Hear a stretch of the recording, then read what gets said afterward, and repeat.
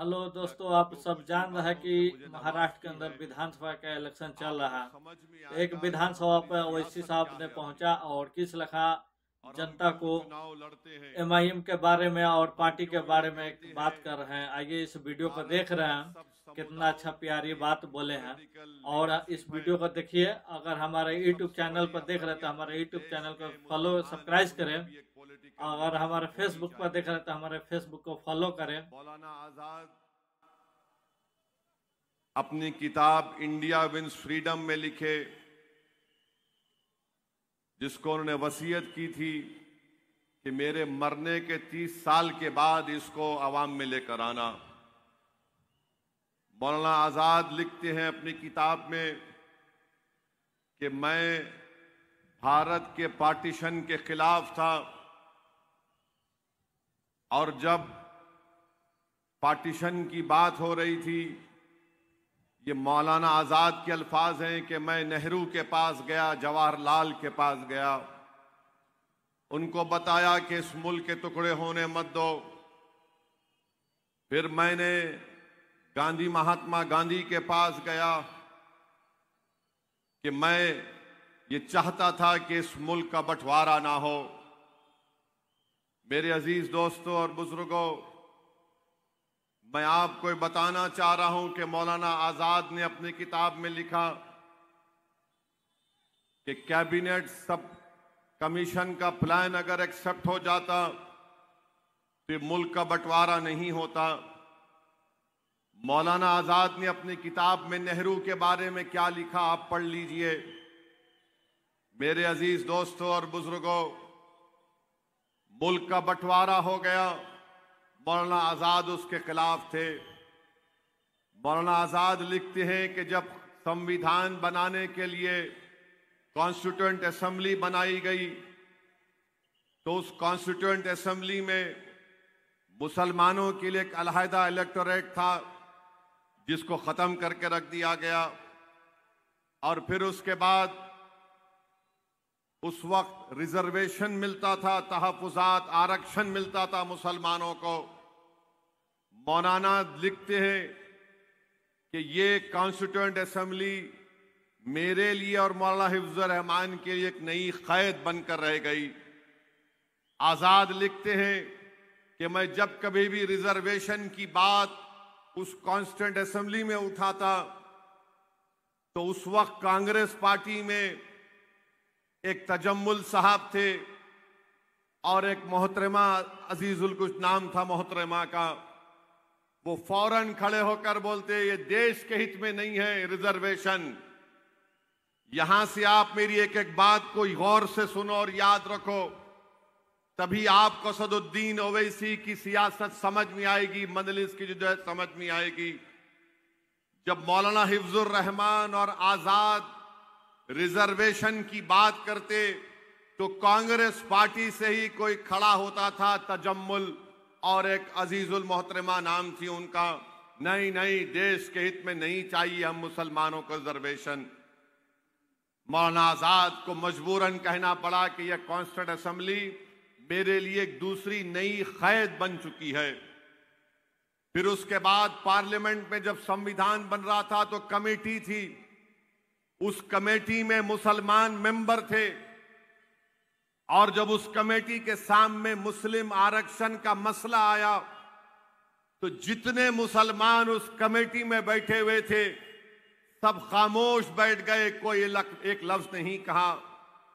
और ये कैसे मालूम होता है कि एम मुंशी के कागजात आप पढ़ेंगे तो आपको मालूम होगा कि उस वक्त के जो मुसलमान आरक्षण की कमेटी में थे वो खामोश हो गए, मुस्लिम आरक्षण के बारे में बात नहीं किया। मेरे अजीज दोस्तों और बुजुर्गों, मौलाना आजाद लिखते हैं कि मैं जब दूसरी मर्तबा कांग्रेस का सदर बना तो मुझे इस्तीफा देना पड़ा, और इसलिए इस्तीफा देना पड़ा क्योंकि मैंने नेहरू से कहा था कि कैबिनेट प्लान को मंजूर कर लो। नेहरू ने उसको मंजूर नहीं किया। आजाद लिखते हैं, बल्कि तारीख बताती है आपको कि गांधी ने कहा नेहरू से कि एक ऐसे मुसलमान को कांग्रेस का सदर बनाओ जो हमारी बात को सुनेगा।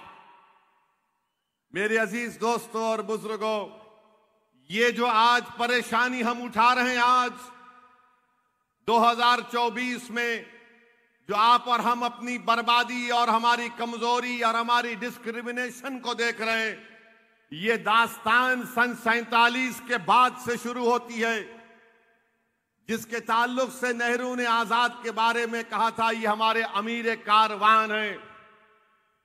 मौलाना आजाद पार्लियामेंट के एजुकेशन मिनिस्टर तो बन गए, 1 साल तक पार्लियामेंट को मौलाना तकरीर नहीं करने आए थे। मौलाना अपनी जिंदगी के आखिरी अयाम में कहना शुरू कर दिए कि नहीं नहीं, तुम लोग सिर्फ अपनी जिंदगी को गुजार लो। किसने उस वक्त कहा था?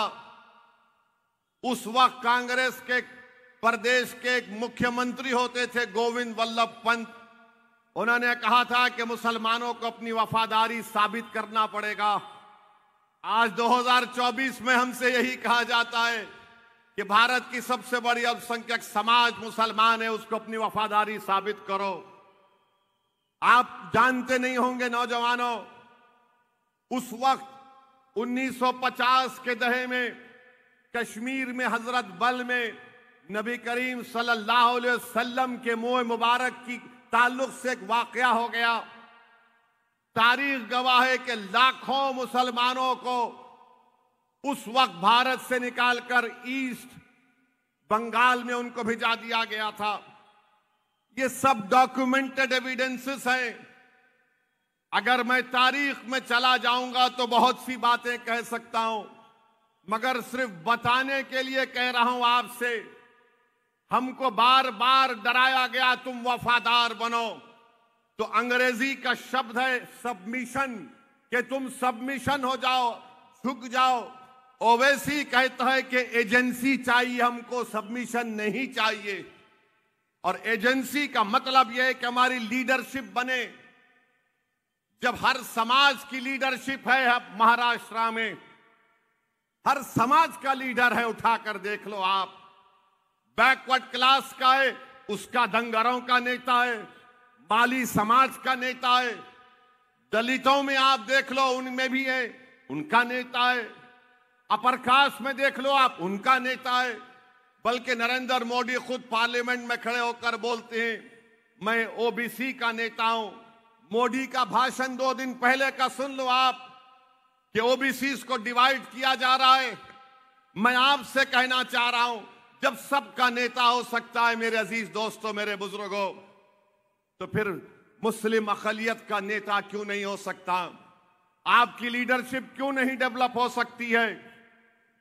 ये चुनाव इस बात को बताएगा कि क्या आप में इतना सियासी शऊर है या नहीं है। आजाद तो 47 में लिख दिए, मैं इस मुल्क के बंटवारे के खिलाफ था। ना नेहरू ने मेरी बात सुनी, ना गांधी ने मेरी बात सुनी। आजाद उस वक्त पार्लियामेंट में पुकार रहे थे कि रिजर्वेशन दो मुसलमानों को, तो उन्हीं की पार्टी से चंद मुसलमानों को खड़ा करके उनको गाली दी जाती थी, जिसमें तजम्मुल नाम का एक शख्स भी था। डिटेंशन का कानून बनाया गया, तो उस कानून की कमेटी में सादुल्ला साहब, अल्लाह उनकी मग़फ़िरत करे, बोले कि इस कानून का इस्तेमाल मुसलमानों पर होगा। तारीख ने देख लिया कि डिटेंशन कानून में सादुल्ला ने जो कहा था, फिर उसके बाद हमारे देश में यूएपीए बना, उसके बाद टाडा बना, पोटा बना, अब फिर एक नया यूएपीए बन चुका है। ये हमारी खामोशी की वजह से था, और हमारे उस वक्त के बड़े बड़े नेताओं को कह दिया गया था कि तुम सियासी लीडरशिप की बात मत करो, तुम्हारे सिर्फ तहजीबी तहफ़्फ़ुज़ात की बात करो। ओवैसी और मंजलिस ये कहती है कि सियासी ताकत तुम्हारे पास जब होगी, सियासी नेता तुम्हारे पास जब होगा, सियासी एमएलए जब तुम्हारे पास होगा, तो तुम्हारी तहजीब की हिफाजत होगी, तुम्हारी इबादत गाहों की हिफाजत होगी।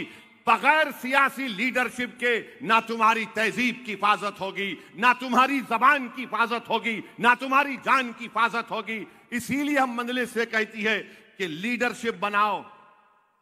और कोई कहेगा कि नहीं वो हारून है, अरे वो हारून कह का हारून है, वो कुछ नहीं बोल सकता अपनी पार्टी में, वो रबर स्टैंप बन के रहेगा वहां पर।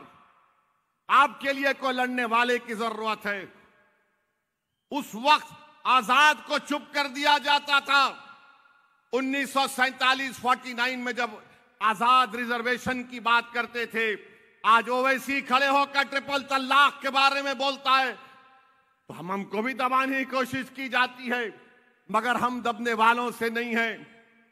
वक्फ का बिल पेश हुआ, असदुद्दीन ओवैसी ने खड़े होकर उसकी मुखालिफत की, हमको भी दबाने की कोशिश की गई, खामोश करने की कोशिश की गई, हम खामोश नहीं हुए।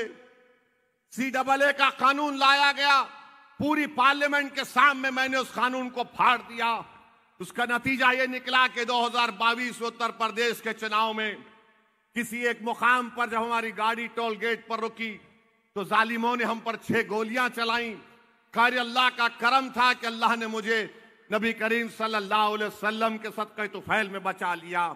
जिंदगी है, कभी खत्म होगी, सबको इस दुनिया से जाना है, मगर याद रखो जब आजाद ये कह रहे हैं तो ये तमाम ये जो हारून है या जो दूसरी पार्टी में जो बड़े बड़े लोग अपने आप को बड़ा सेकुलर बताते हैं, अरे आजाद को बोलने की इजाजत नहीं थी।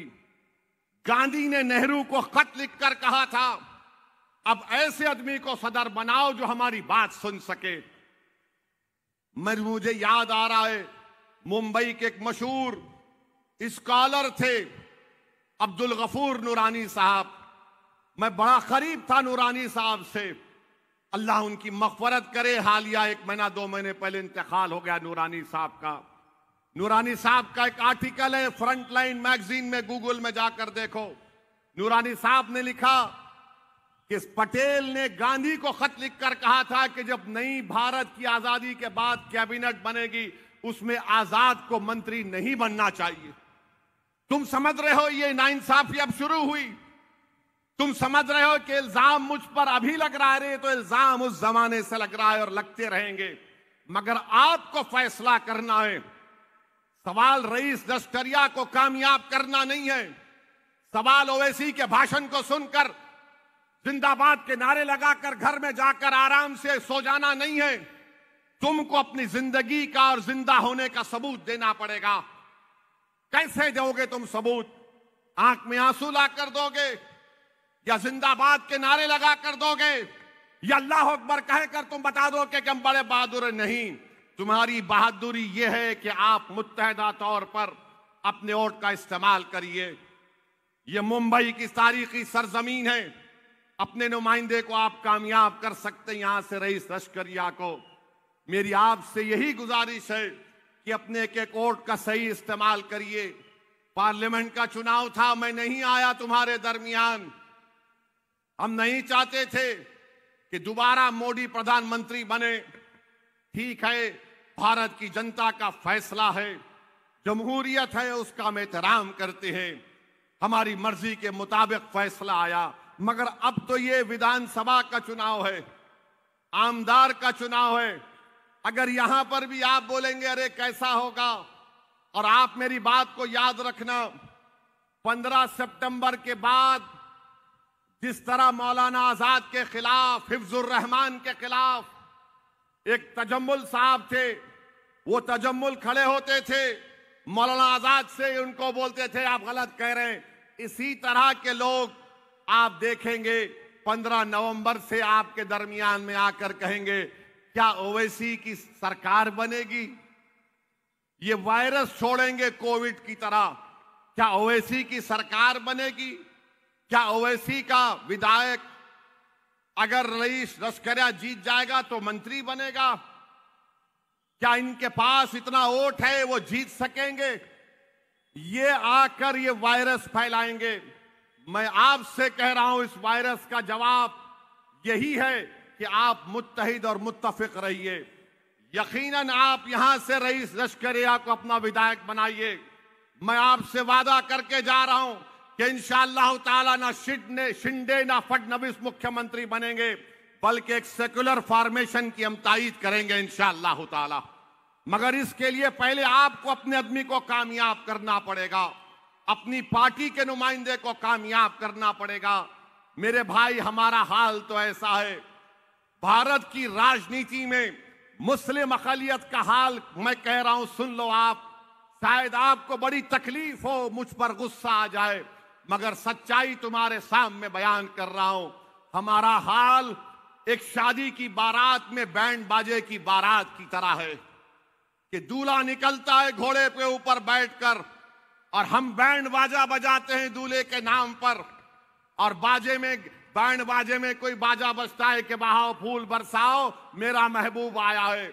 और जिस जगह पर निकाह होता है उसमें दूल्हा और बाराती अंदर चले जाते और जो बैंड बाजे के लोग हैं वो उस शादी खाने से या जिस जगह पर निकाह हो रहा है बाहर रोड पर खड़े होते हैं। हम 70 साल से यही कर रहे हैं, दूसरों का बाजा बजा रहे हैं।